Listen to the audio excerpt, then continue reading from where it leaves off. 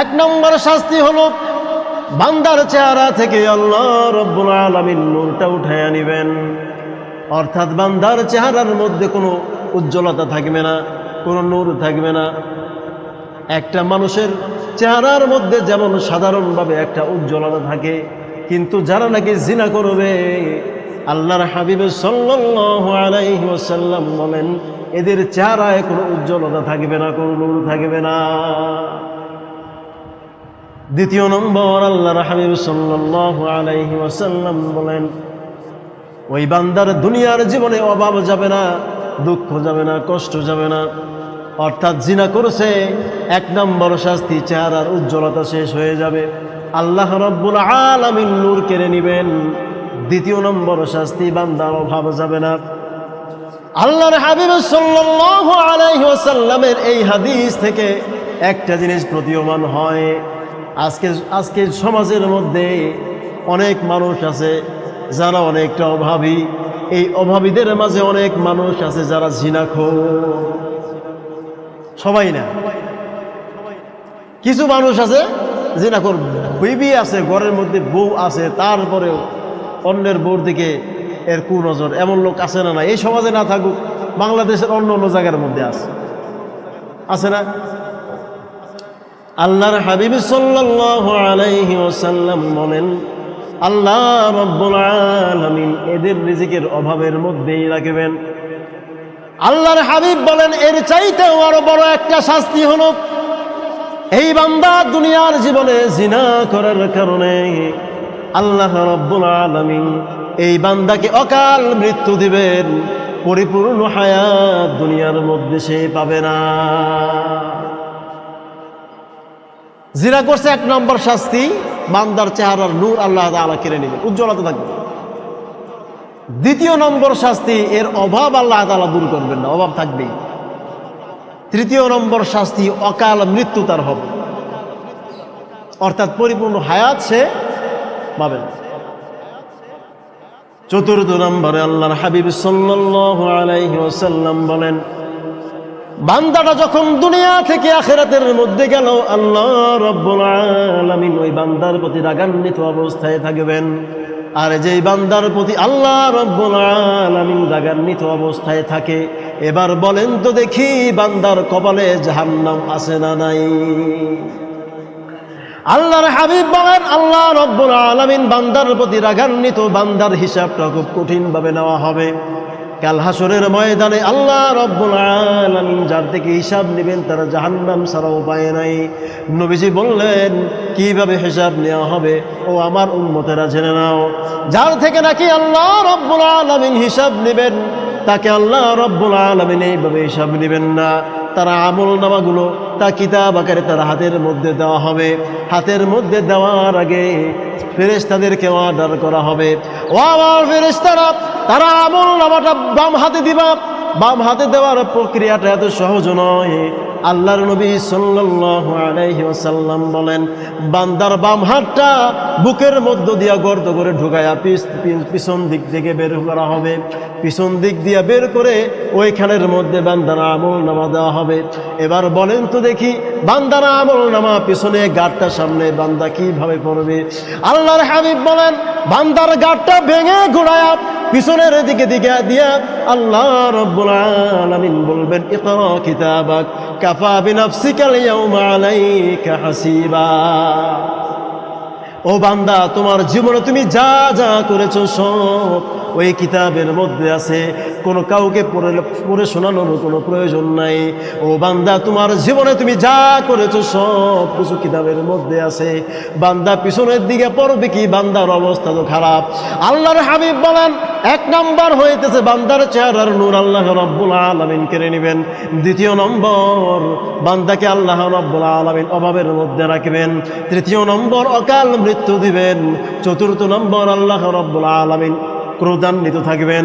পঞ্চম নম্বর, বান্দার হিসাবটা কঠিন আকারে আল্লাহ রাব্বুল আলামিন নেবেন।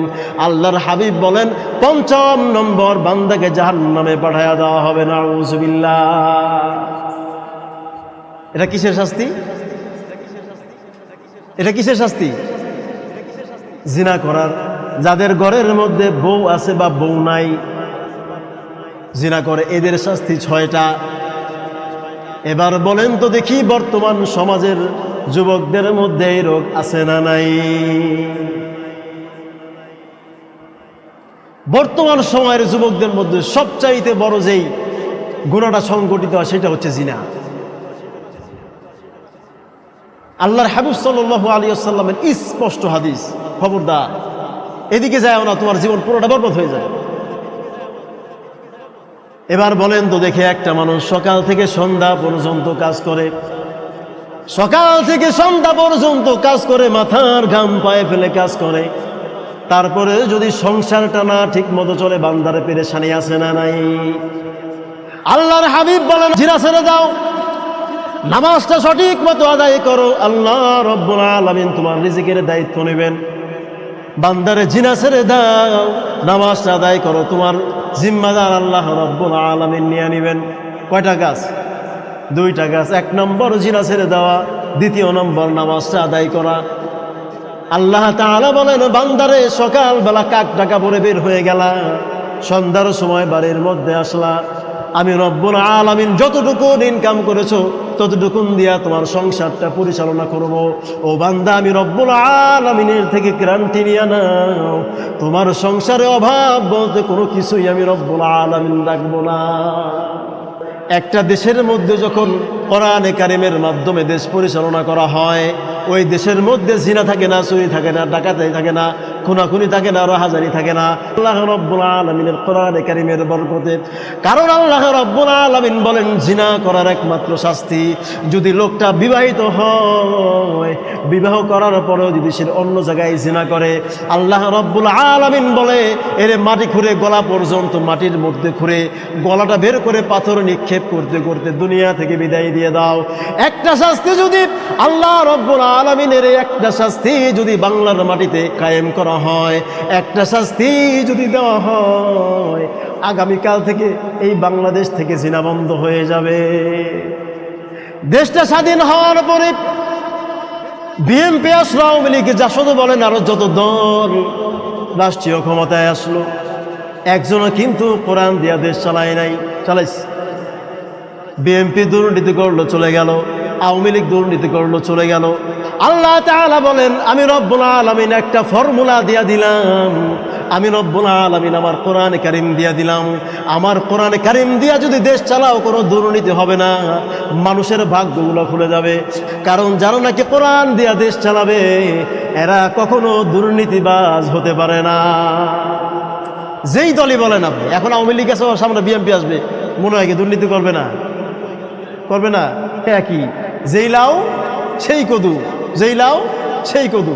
আবার যদি জাতীয় পার্টি কোনোদিন আসে, ওই জাতীয় পার্টি ওই একই অবস্থা, এক ক্যাটাগরির এরা। কারণ আল্লাহ তাআলা বলেন এই দুনিয়াটা আমি বানাইছি, এই দুনিয়াটা কেমনে ভালো চলবে আমার চাইতে ভালো আর কেউ জানে না। আমি রব্বুল আলামিন দুনিয়া বানিয়েছে, দুনিয়া কেমনে চলবে আমি রব্বুল আলামিনের চাইতে ভালো জানে না। এই জন্য আমি রব্বুল আলামিন একটা কিতাব দিলাম, ওই কিতাবটি দিয়ে দেশ চালাও, তোমার দেশটাও ভালো চলবে, তোমাদের জীবনটাও ভালো চলবে।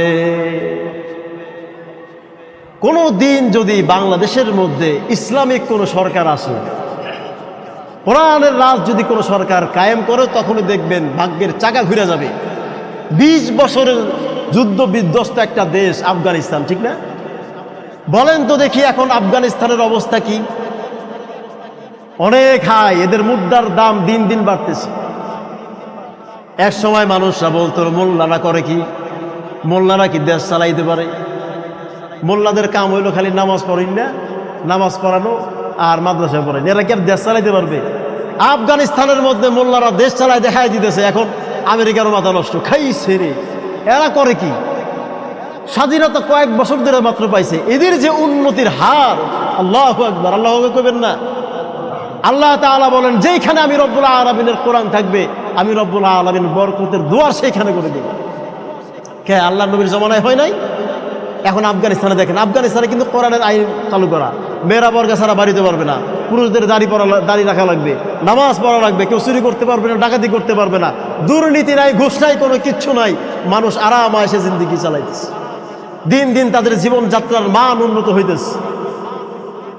তাদের এখন প্রোডাক্ট, তারা যেই এই আপডেট যে প্রোডাক্টগুলো তারা বাইর করতেছে বিশ্বমানের প্রোডাক্ট। যেই আমেরিকা দীর্ঘ 20টা বছর এই মোল্লাদের সাথে যুদ্ধ করছে, আসলে কি ভাই জানেন, মোল্লাদের সাথে যুদ্ধ করে কেউ পারে নাই। মোল্লাদের সাথে যুদ্ধ করিয়া কেউ পারে নাই। আপনি মোল্লাদের সাথে শত্রুমি করবেন, আপনার সাথে শত্রুমি করবে আল্লাহ। আপনি চক্রান্ত করবেন, আপনার সাথে চক্রান্ত করবে আল্লাহ আপনার পিছনে। আমেরিকা মনে করছে যে এদের আর কোনো অস্ত্র কিছু নরবরে এরা আমাদের সাথে 20 বছর